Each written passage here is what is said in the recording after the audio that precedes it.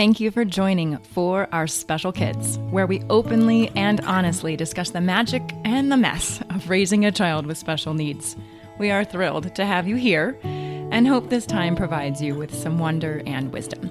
I'm your host, Jennifer Lansing. Let's get started.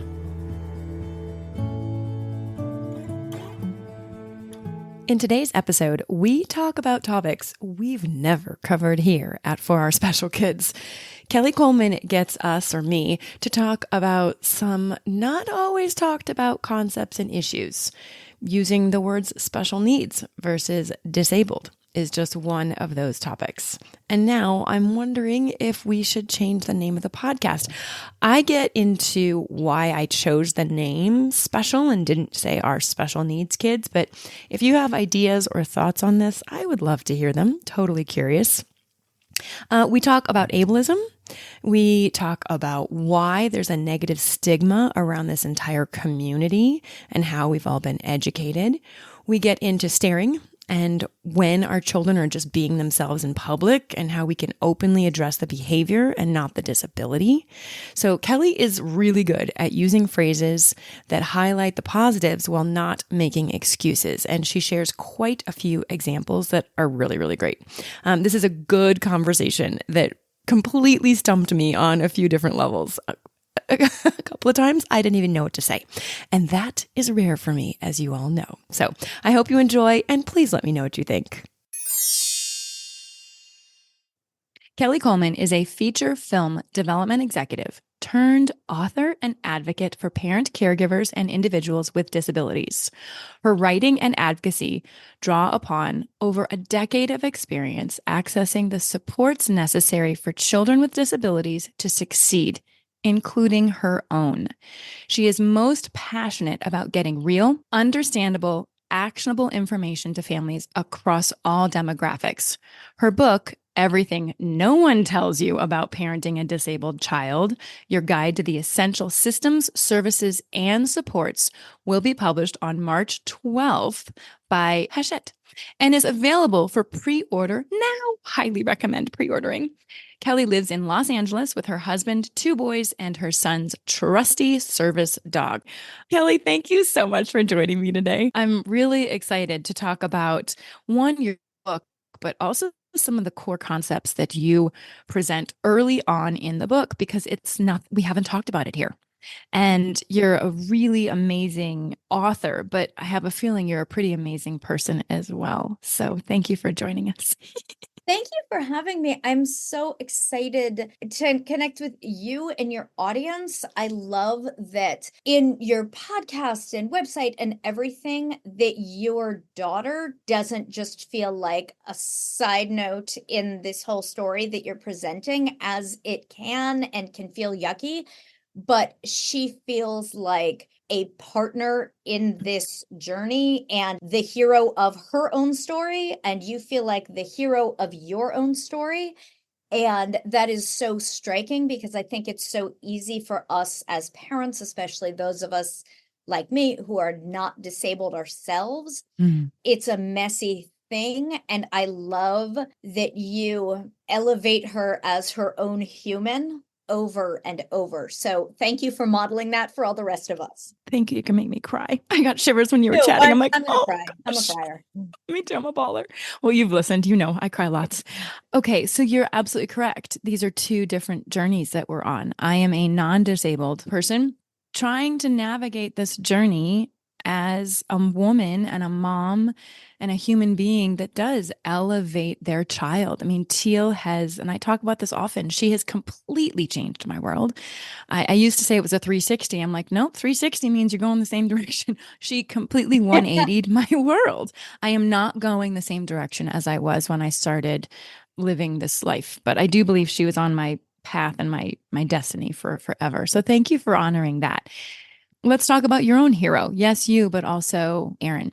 So I have 2 amazing kids. Our older son, Sean, is 12 years old and is in a rock band and plays the tuba and does magic and is just this. Okay, hold on. Did you say tuba in a rock band? No, the tuba is not in the rock band. They're separate bands. But I'm going to mention that to him. And if he can play Foo Fighters on the tuba, I think would make me explode with happiness. I think it would also add a very interesting level of depth to rock band. You know what? I Mhm. think we've stumbled Yeah, upon the next big thing. I do too. Okay. I'll let you know how that goes. Thank you. Tubas just sound like farts when you're a sixth grader practicing them, which is why they're so much fun. Why they like it. Oh, yeah. Okay, go, Sean. They're wonderful. So we could just talk about tubas and farts the whole time, or we could also talk about my younger son, Aaron, is 10 years old and loves airplanes and going to school, and he's the mayor of Trader Joe's, and this is his world, and we're all living in it.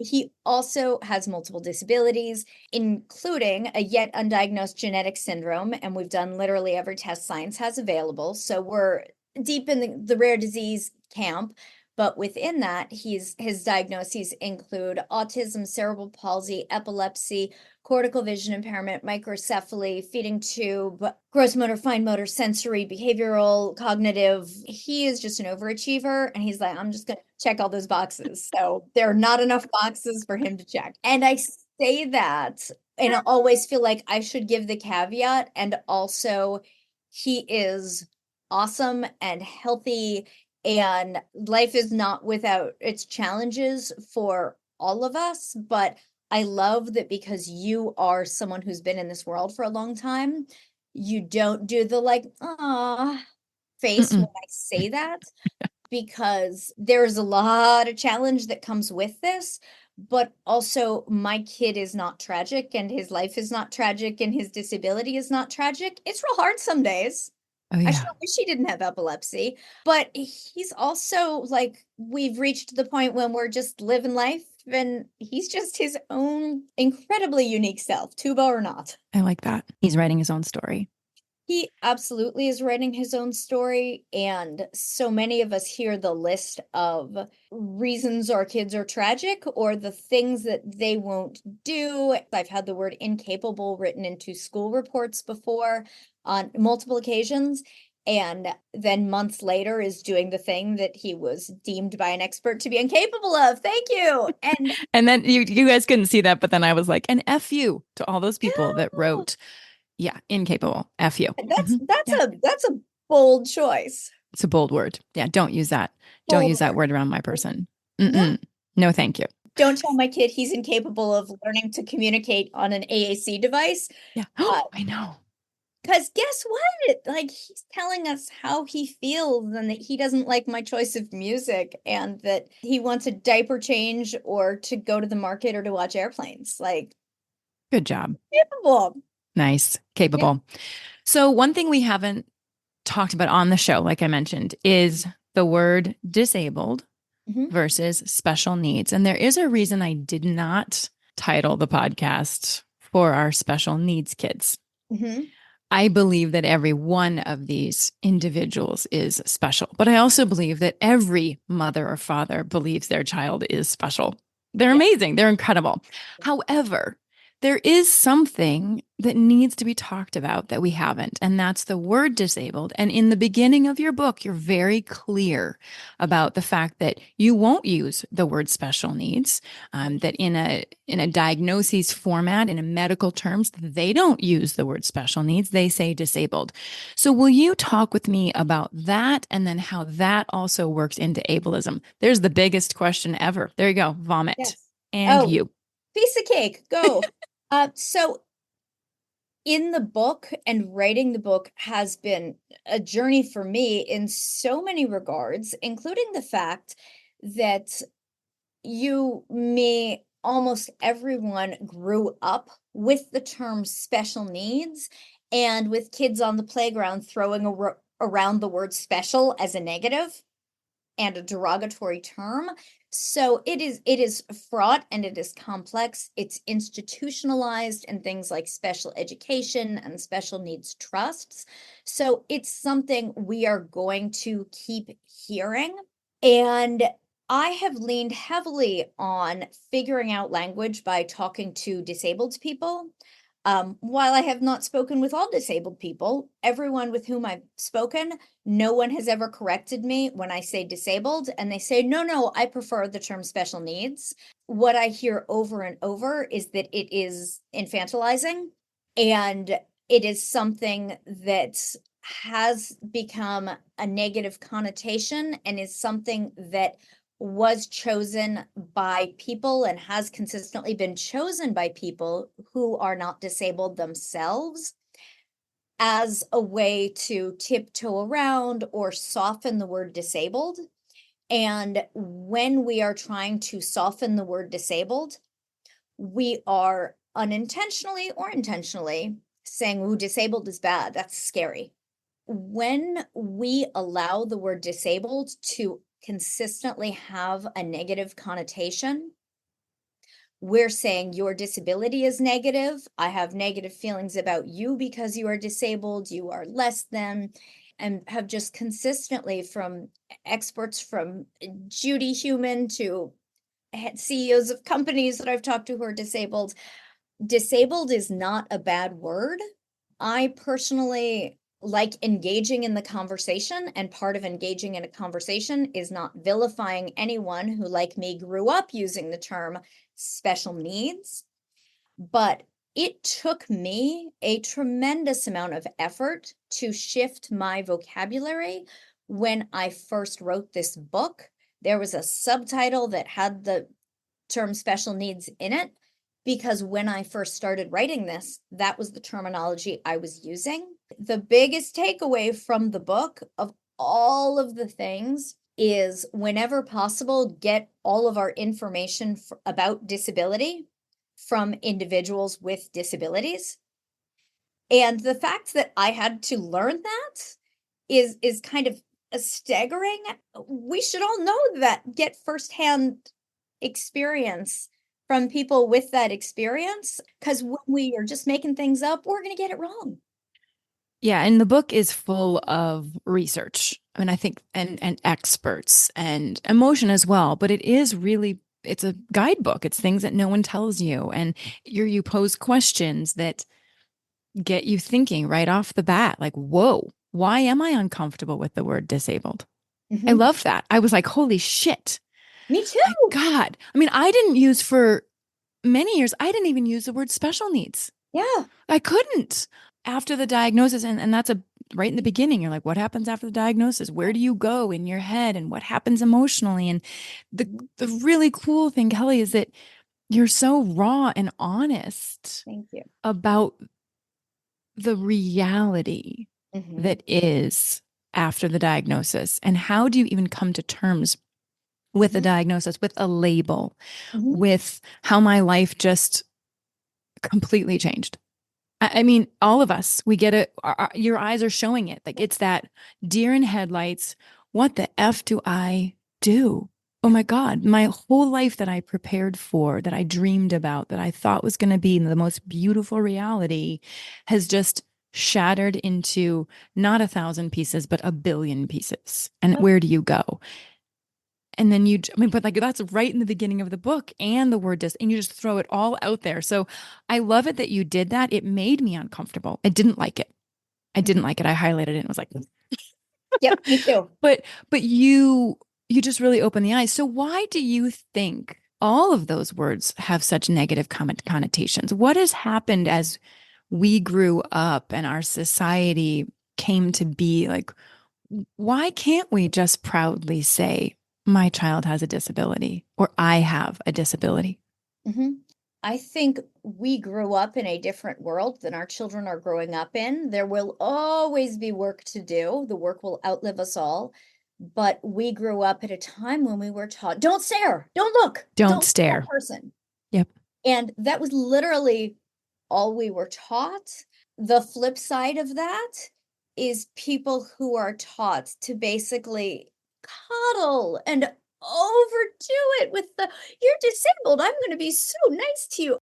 Nobody was taught how to do this. We're just taught it's bad and it's scary. I think there's something, I see someone with a physical difference or exhibiting something that comes across as a cognitive or processing or sensory difference. And we all know that any of us could become disabled at any time. And that's so scary. And we're taught that that's the scariest, worst thing that could happen. So when we have a child and you're holding this baby who's this like amazing, beautiful, and babies are cute and they're babies, and you're like, this is the worst thing ever. And we don't know how to separate. And most of us are like hormones and crazy, and we don't know how to separate. Like, oh, here I go, I'm gonna cry. I love this baby so much from this horrible narrative of tragedy that we have grown up with, that we have been told, that is reiterated over and over. When we talk to doctors, medical professionals, our families, our friends, the people on the street, and when you say that your child has a disability, or you're going in for testing, or you're noticing X, Y, and Z, all you hear is, I am so sorry. Oh, that's terrible. And getting these messages over and over, all you're hearing is, this is terrible. You're not hearing, your baby has amazing hair. You know what? My baby does have amazing hair. Mhm. And you're not hearing any joy. You're only hearing what a tragedy this is. And so we're entering into this world with this, like, I am just falling down this bottomless pit. And something you talk about on your website and elsewhere about how do you start to even researching things you don't know that exist? And it could be the condition, the symptoms, the presentation, or it could be, how the heck do I might feel about disability? Because I don't even know that I'm ableist. And by the way, you're probably ableist because we all have been programmed with these messages that I will be working against for forever, but I'm trying real hard and I'll get it wrong. And I hope people correct me when I do. We don't even know where to start because all we're hearing is that this is the worst thing that could possibly happen to us and our babies. So, yeah, we're rethinking our whole lives, but we're doing that, so many of us, early on before we have gotten to know our child. And oh, here I go. I'm going to cry again. Loving my kid is never the hard part. Like, Nope. he is hilarious and has so much personality, and what he contributes to the world is enormous. And not because he's an inspiration because he's walking around in a disabled body. He is just bringing his full self. At the moment, he has no filter and he has no real concern for what other people are thinking about him. It's So pretty much all 10-year-olds, however. yes. And by the way, I, I wish that for 10-year-olds, because we should go Mhm. through life being a 10-year-old kid and just delighting in our kidness. Yeah. But we're working against a lot as parents without that gift of, oh, when you get to know this person, like, you're gonna love them. It's gonna be great. Whew, okay. All right, good. You wipe your tears away. Wiping the tears, wiping the tears. It is. The hard part is not loving your child. No. That's such a beautiful statement. That's not the hard part.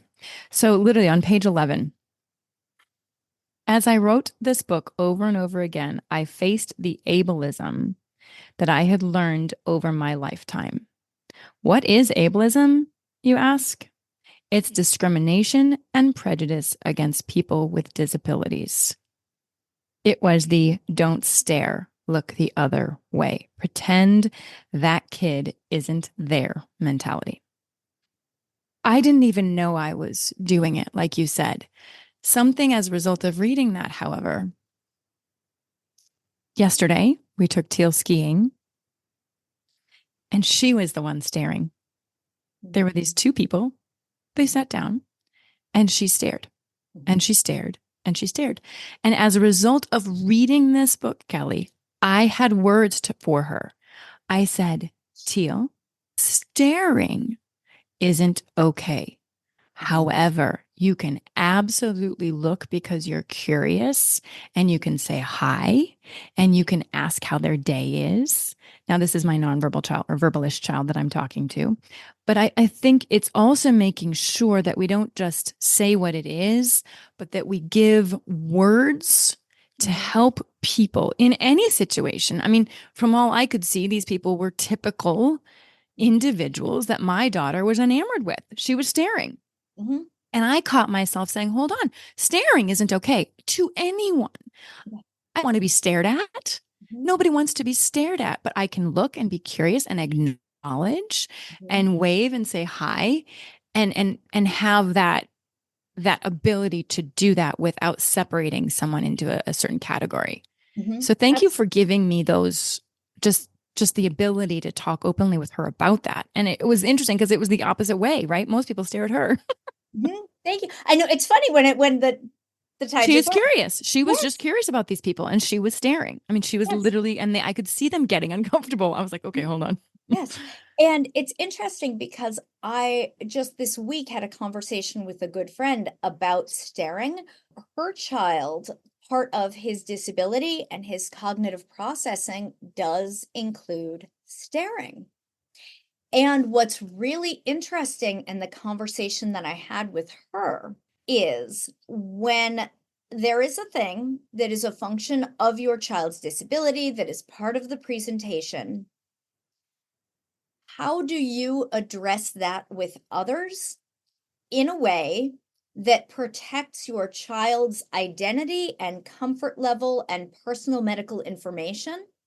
And also doesn't take something that society or the person at Walmart or whatever views as bad or negative, quote unquote, and not use the disability to explain away, quote unquote, bad things. Because So what'd she say? What did what this a mom say? that is, we are figuring it out. For her, it was specific to an environment where the adults certainly know the disability in this environment and it's somewhere they're going regularly with a regular group of people.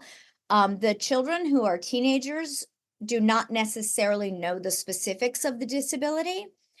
And so we had a great conversation about comfort level of the child. Some individuals are delighted for others to know details of their disability.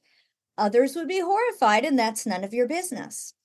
I have not yet found a perfect answer. I've talked to many people about this exact thing. The one thing that I come back to, that others come back to, is how do we not lean on, oh, I'm so sorry, my child's disabled? Because then our child is hearing my Mm-hmm. disability is a bad thing and it causes me to do bad things. Yep. And the thing you're doing might not actually be bad. And it's really hard. Again, it really varies depending on each individual and keeps coming back to, which is tricky, talk with your child or the disabled person in your life to get their thoughts and feelings and buy-in on that to the degree that they are able. For individuals who have more barriers to their communication, that can be really hard. I'm completely stumped right now. Mhm. I'm completely stumped because we don't, I'm really starting to now analyze everything that comes out of my mouth when I Me too. chat with and about Teal. We don't talk about her disability in public. Mhm. And when people will ask me, like, what's wrong with her? I'm like, Yeah. nothing. You're like, "What's wrong with you?" Exactly. Yeah. And Let's take why it. do you think that question is okay to ask me, you idiot? Yeah. I mean, I wouldn't ask you. Mm. Anyways, so, but I'm, how do you get that information from a nonverbal or verbalist child or adult? Mhm. But then, even before any child is verbal, they are sponges to not only what they're hearing, but their mirror neurons are completely sucking in everything that you're experiencing as a mom or a dad or a teacher or a therapist. They're Yes. feeling it, they're getting it. And if you're ashamed, Mhm. You're not proud of that individual. I mean, I was so touched yesterday. I heard my husband say to Teal, I think probably 15 times, I was just so proud of you today. Like, you just did such a great job on that hill. I'm so proud of you. Mhm. Do you know how proud of you I am? I mean, but it wasn't like purposeful. It just, he didn't Sure. know I was listening, and he Came was out. just Yeah. chatting with her openly about it. Just, I'm so proud of who you are. And I also am very careful when we don't attach a doing to something that we're proud of. I'm so Yes. proud of you for how you handled the skiing, but I'm also just proud of who you are as an individual. That is how we live. But then when we get out in society, how do my words change? Mhm. And I'm really curious for all the listeners if they have ideas like or experiences. Like Yes. how do our words change? I mean, Mhm. I say she's magic all the time to people. Yeah, you're really kind of I'm confounded right now. Well done. Thank you. The language is so confounding.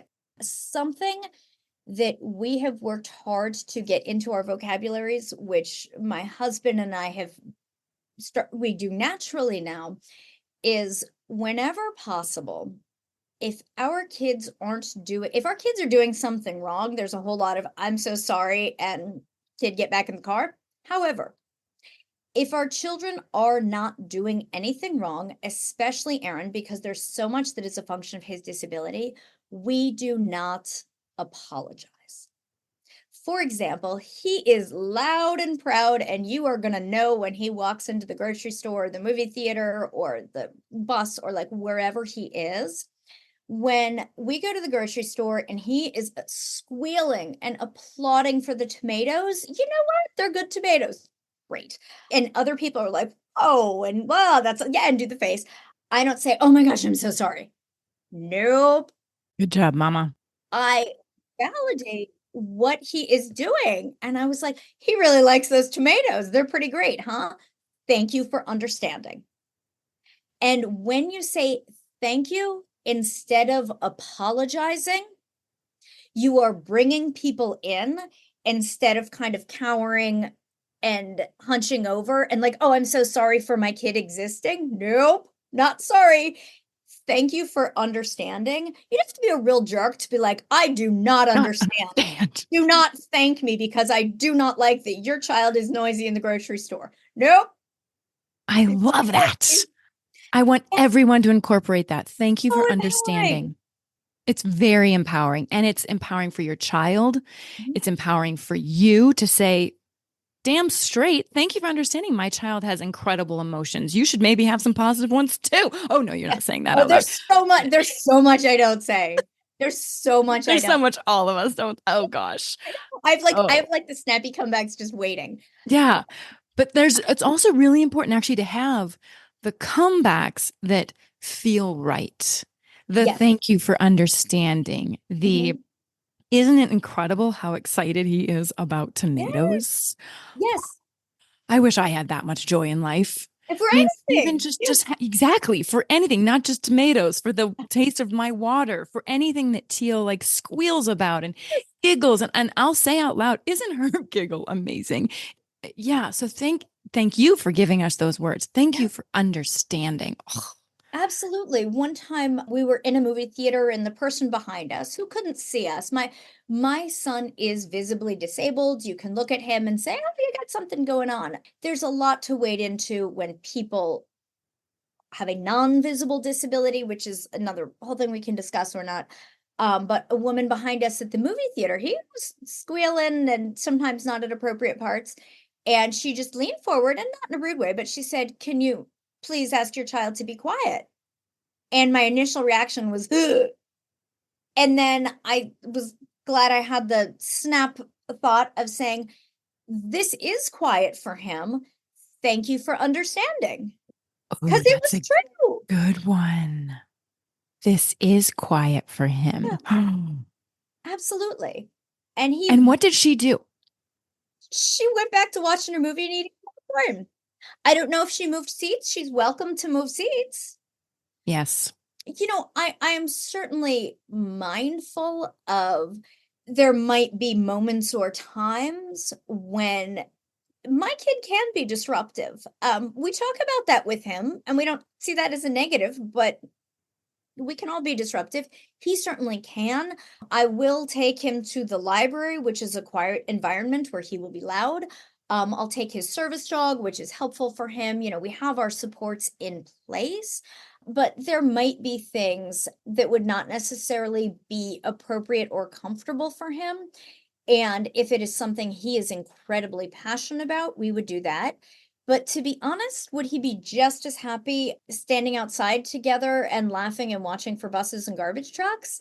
Then let's go do that and really lean on what is comfortable for him. But if it's something he wants to do, I know that I need to plan on what inclusion looks like for him in that moment and what are the supports and accommodations that will make it successful for him. Not for everybody else, for him.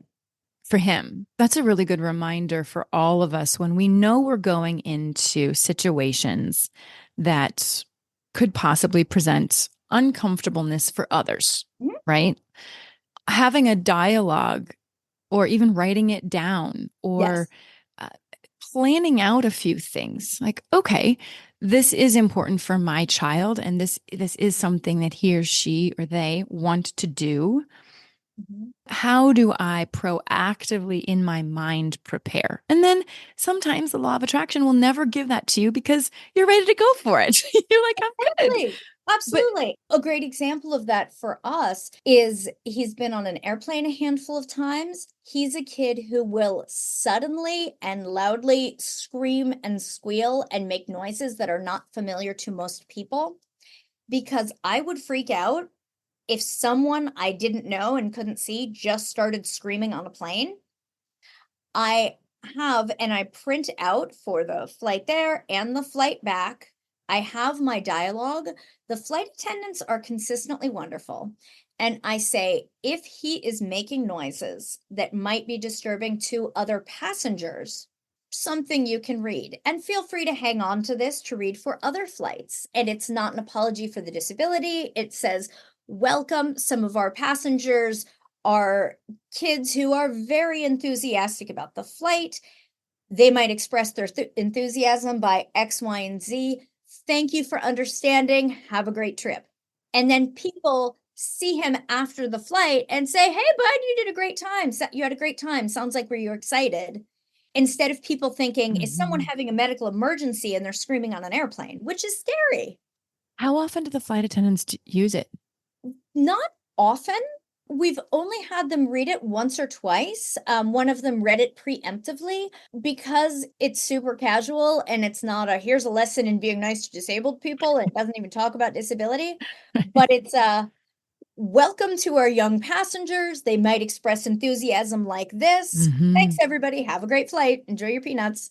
It lets the air out of, So good. and oftentimes inclusion is exactly like you said. It's what can we do to let the air out of the balloon and to bring people into our world? You can figure out before too long that my kid is disabled. I don't need to tell you that. But you know what? It doesn't matter. All that matters is that everybody is safe and getting to their destination safely. Oh, I wish I had had this on a flight. Everything in this book to me is such a like, where was this a decade ago? How did I not know how to call an insurance company or what to do on an airplane or to not be an ableist jerk? Like, what? Yes.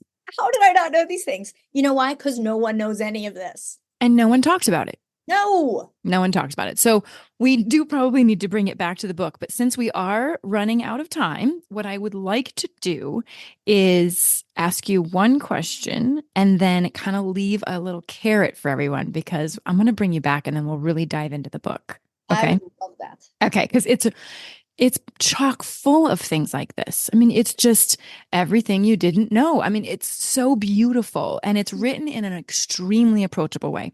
Thank you. Yeah, and it's structured so that you can just look up a chapter, Mhm. right? So, what chapter do I need assistance with right now? Yep. Perfect. Okay. What is one of what was one of the biggest ahas outside of using the word disability? Because I think that was one of the things that you said in the beginning, like that was probably your biggest aha.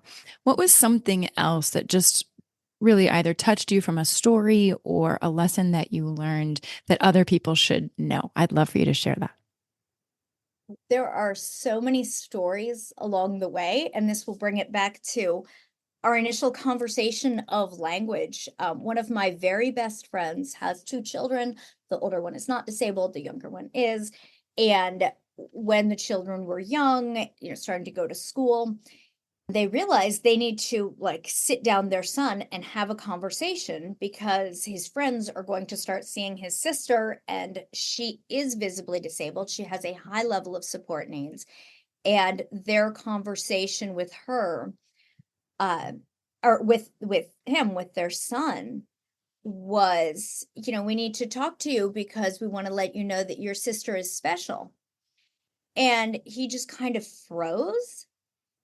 And he said, Mom, can I be special too? Exactly what you said at the beginning. As humans, we are all special, and we need to take back that word for everybody.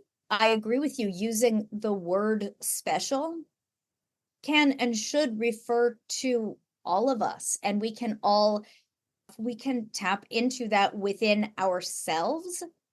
And that's part of how we can take back this language is looking at special as like, what is that spark?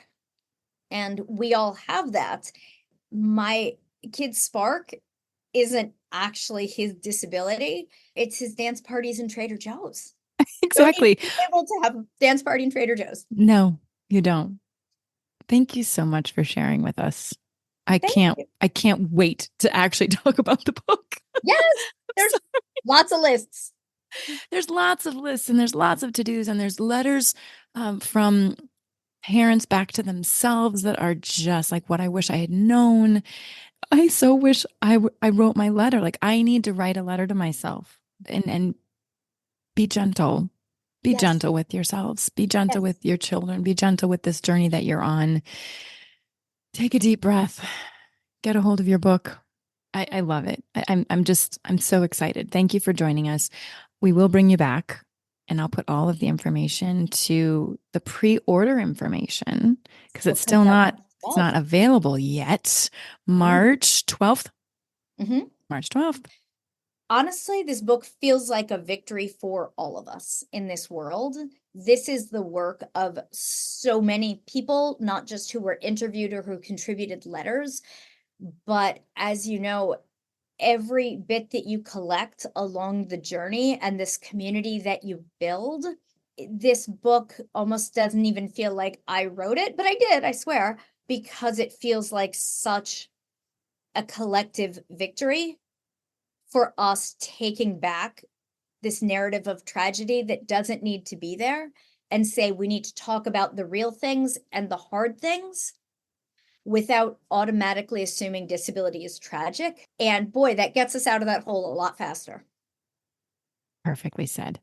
We'll have you back, Kelley. Thank you. Thank you. Thank you so much for joining us today. I hope you found one or two meaningful nuggets of information to make your day better. If you think there's value in what we do, please take a moment to tell another friend, family member, or a caregiver. We'd love to hear from you at forourspecialkids@gmail.com. You can send in a question, a comment, a topic that you'd like to learn more about, or if you'd like us to highlight a certain person, please send that information to us. It makes our show so much better and so much more valuable for you. Our Facebook and Instagram handle is For Our Special Kids. And finally, remember to witness the wonder and the wisdom within yourself and others. Until next time.